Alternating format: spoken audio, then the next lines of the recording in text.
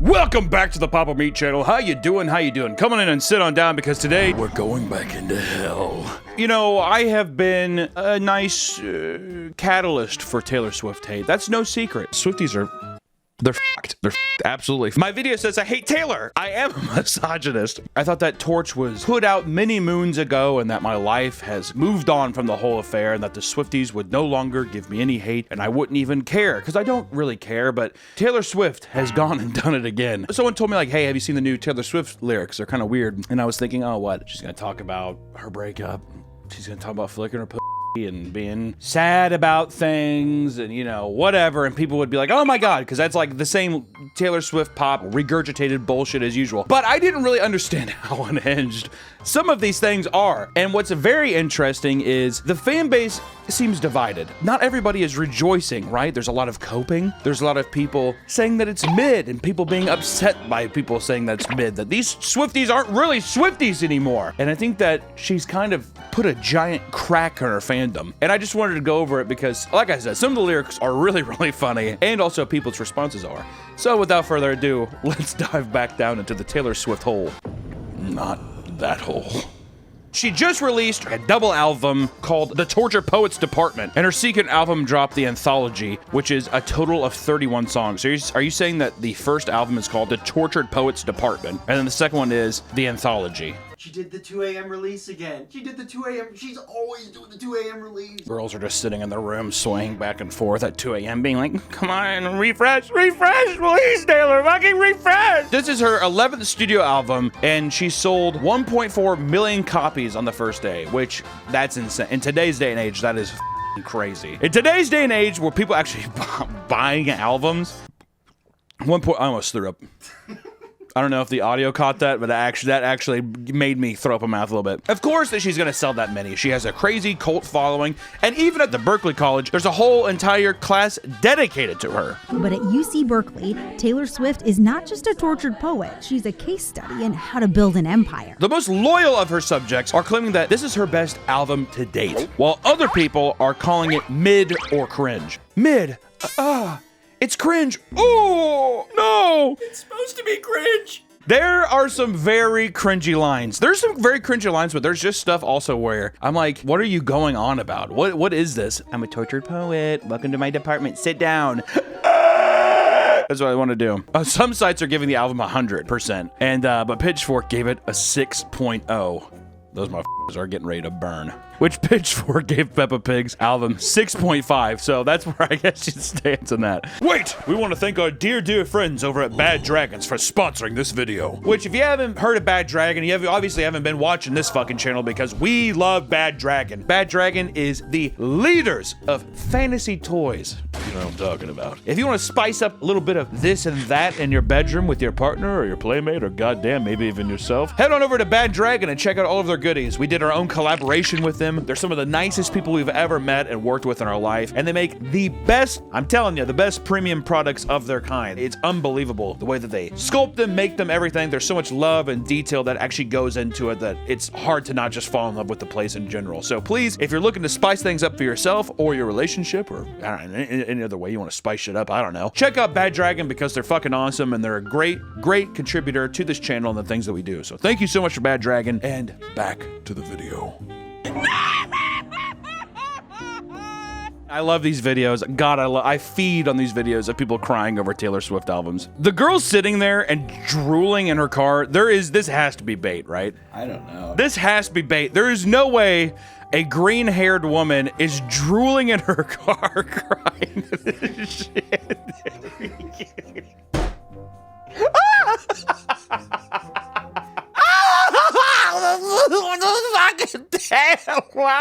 There's no way. If you don't like the music, who cares? If you like the music, good for you. I don't really give a shit, but there's very something particular about like Taylor Swift's music where it's just like, it's a girl and she sounds like this. It's really boring. I wanna die. It's the same kind of shit with me as like Billie Eilish where it's just like, I don't know what it is about it, but it just, it drives me a little cuckoo. That's what I feel like. I just want to say that guy's got some big ass lips on him. God damn. Oh, boy's the crimson chin. He's got some thick ass lips. He's crying in his studio apartment over Taylor Swift's lyrics. What a loser. No, not a what a loser. Honestly, it impacts people differently. It impacts people differently, Nick. The girls that get Peter get it. But Peter is one of the saddest songs on the album. Me literally sucking in tears. It's so sad. It's so sad. The song Peter on Taylor Swift's fucking right to muster yourself up to cry and then set up your phone and be like, oh my God, oh my God, oh God. Oh, the song Peter, it's so sad. I hit myself too hard. I hurt myself. I'm not. I interrupted what I was even gonna say. Some of the stuff here with some of these listening parties are pretty crazy. Parma is my boyfriend. I'm the problem. It's cheese. I mean, Jesus Christ. How do you actually go to the party and like look down at the deli tray? Because it's not the fact that it's a deli tray, but it's all of like the little quips. Imagine dating this person. Oh God. Imagine coming home. Hey babe, what are you doing? I'm just making my deli tray for the album drop tonight. We're gonna also cut our wrists and we're gonna cry in the bathroom. We're gonna lock ourselves in there. Good luck with that. She has this thing that says, Daddy, I love him. I'm having his baby. No, I'm not, but you should see your faces.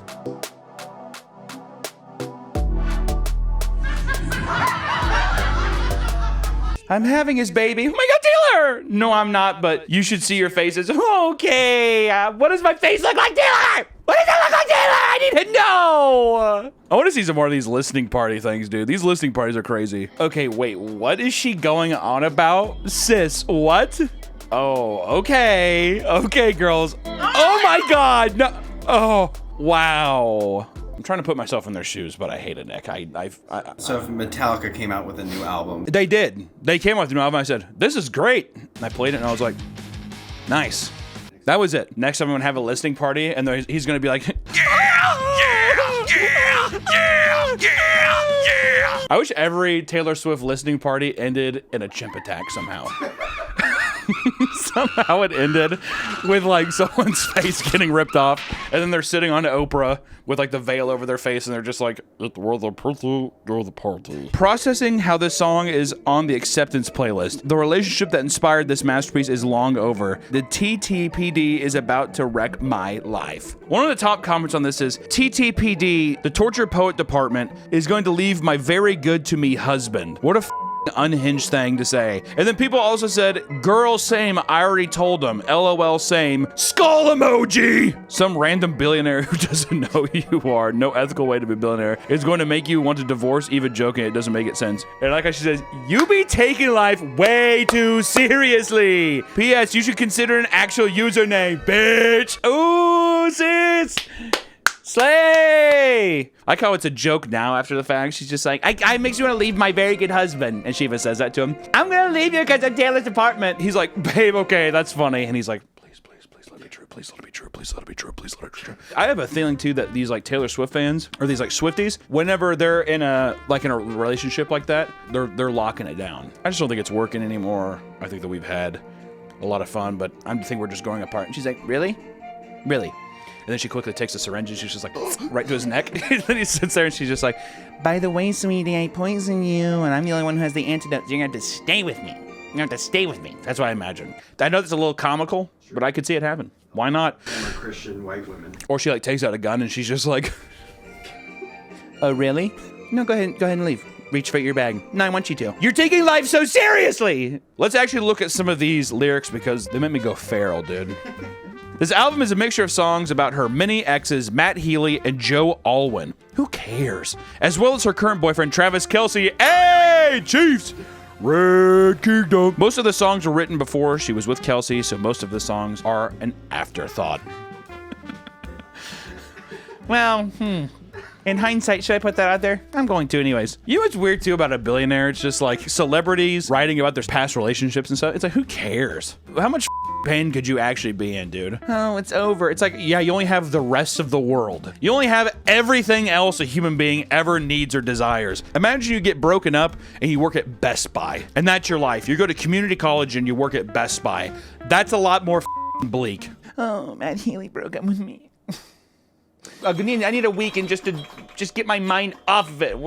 Pilot, fly me anywhere. I don't care. Dude, if you're Taylor Swift, you need a private jet. You know when people are like, it's unethical, whatever, blah, blah, blah. The bitch is playing in Guam tomorrow, or what, you know what I mean? She's going, I play in Guam tomorrow and I can't wait to play in Germany the next day. It's like, you're gonna have to have that. Imagine she takes a public plane. They would skin her alive. They would look at that woman who's like 6'5" or however tall Taylor Swift is, and they would peel the flesh off her back. Are you kidding me? It's not like, when we said the televangelists, when they have private planes, you're like, what, do you really actually need a private plane, dude? And I don't want to say it's odd where someone's like, I tracked her flight log. I saw all the places she flew. It's like, what are you doing with your time? What a creepy thing to look up. Even if you're like a hater, I'm like, you have way too much time on your hands, dude. Let's get to some of the songs, which The Alchemy is about her and Travis. Okay, that's her love. So when I touch down, call the amateurs and cut them from the team. Ditch the clowns, get the crown. Baby, I'm the one to beat, because the sign on your heart said it's still reserved for me. Honestly, who are we to fight the alchemy? I don't think that's the proper use of an alchemist. And also, I just want to say, ditch the clowns, get the crown. That's probably tattooed on some white trash guy's back somewhere. That's like one of those deals where it's like the Grim Reaper with the like guns or whatever. That's what it reminds me of. Ditch the clowns, get the crown. I don't want to say that I am some kind of oracle, but I did say that she was going to make a song about him or regarding football somehow. In my song, I said, you are my touchdown, my winning play. And she says, so when I touch down. Close. I almost got there. She probably had it. I had the lyrics right, and she went to her paper, like erased it. God damn it. Next song is I Hate It Here. It says, my friends used to play a game where we would pick a decade. We wish we could live in instead of this. I'd say 1830s, but without all the racists, and get married off the highest bid. I just want to say that read that I thought that she was like being bought off like a slave is what I thought she was saying. It kind of reads like that, right? You can't say, I'd say the 1830s without all the racists and getting married off for the highest bid. Come on, bro. Really? Everyone looked down because it wasn't fun now. Seems like it was never fun back then. Nostalgia is a mind trick. If I'd been there, I'd hate it. It was freezing in the palace. What? The rest of that is just, I don't know, the ramblings of a madman, but I'd say the 1830s, but without all the racist is so funny. And someone's just like, really the 80s is just the music's good. 60s, I'm kind of a bit of I like the music even more back then, sure. She's like, the 1830s, but without all the racists. Right? And then we could be bought off like slaves.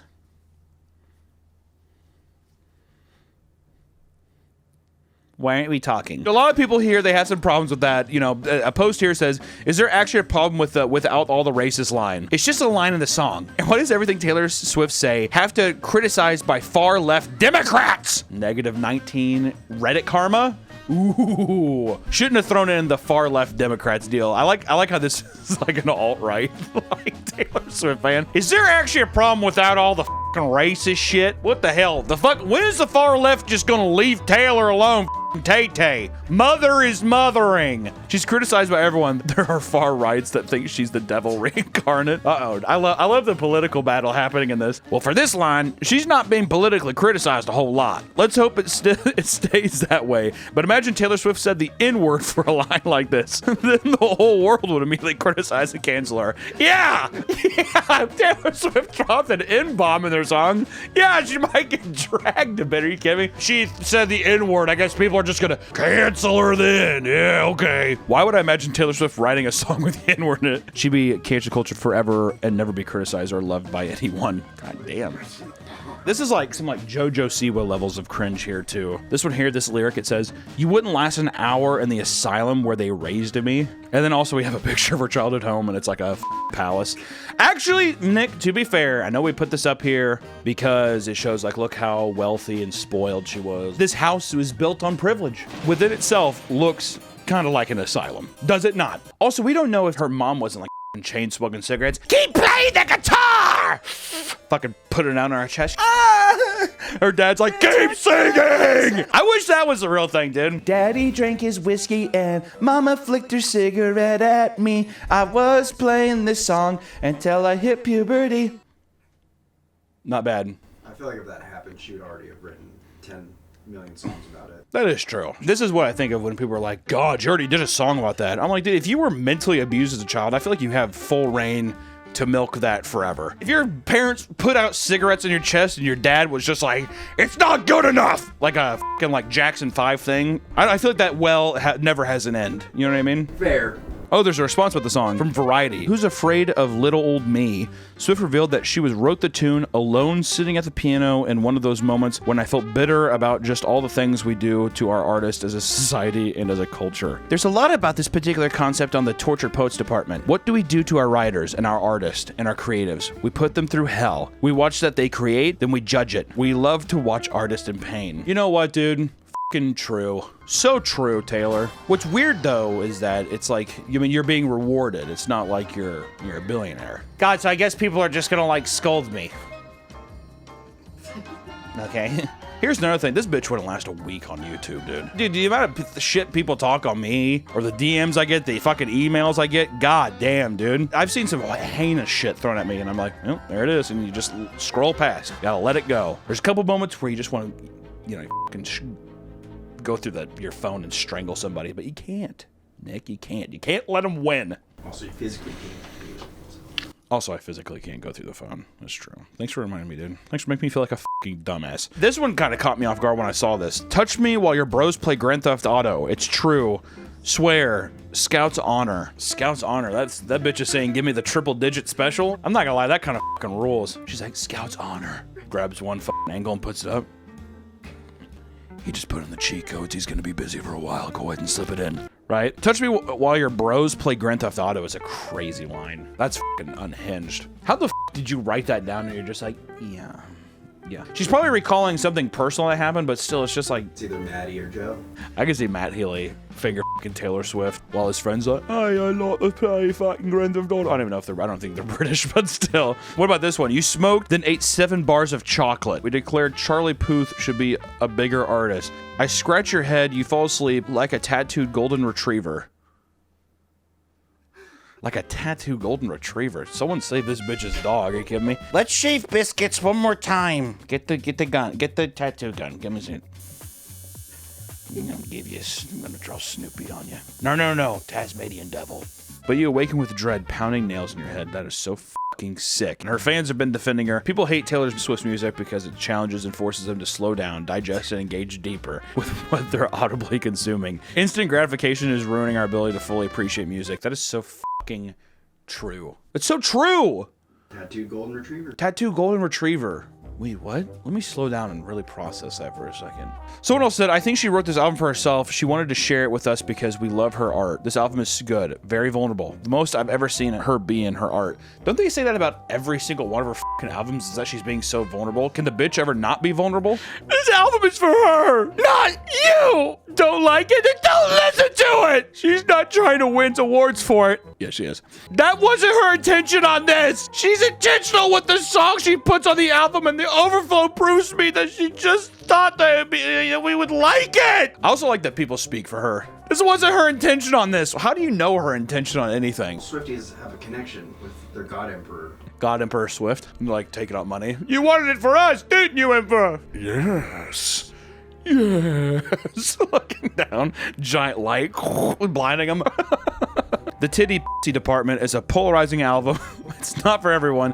Definitely wouldn't recommend it for people who don't like poetry or literature or don't have a brain. I don't want listen to this music, okay? If you don't like art, and if you're this isn't for you, loser. If you don't like poetry, literature, or if you don't have a brain. That's so fucking stupid. They are turning into the annoying Rick and Morty fans where it's like, it's just a bit smarter than other shows, and obviously you have to have a certain level of intellect for Rick and Morty. It's turning into that. What's crazy is that it feels like they're going through every terrible fandom, laying waste to the entire fandom and like putting their flag up as the new fucking imperial order. It's unbelievable. Sanctimoniously performing Soliloquies I'll never see. Bahahaha, she got us so bad. Well, not me, but you guys. Very good. 10 out of 10. Best wishes those freaks. Titty titty pussy dick criticism is so ridiculous that at this point I'm convinced it's just misogyny. Twitter and TikTok Swifties constantly claim it's her worst album in years, and I'm sick of it. It's funny how it still sold 1.4 million copies in one single day. I like how people also put that it's just like just because you sell a billion albums means that it's good. Well, it's still really great. They bought it before they even listened to it. You fucking psychopath. She's victim blaming Joe. Read the lyrics. All the songs are around the same. Get better headphones. It hurts me because Taylor was clearly very excited to share this beautiful piece of art with us. And so many people, even her fans, have been so disrespectful. If you think this is her worst album, you're not a Swiftie. Sorry, I need to get this off my chest. Thank you so much. That was very brave.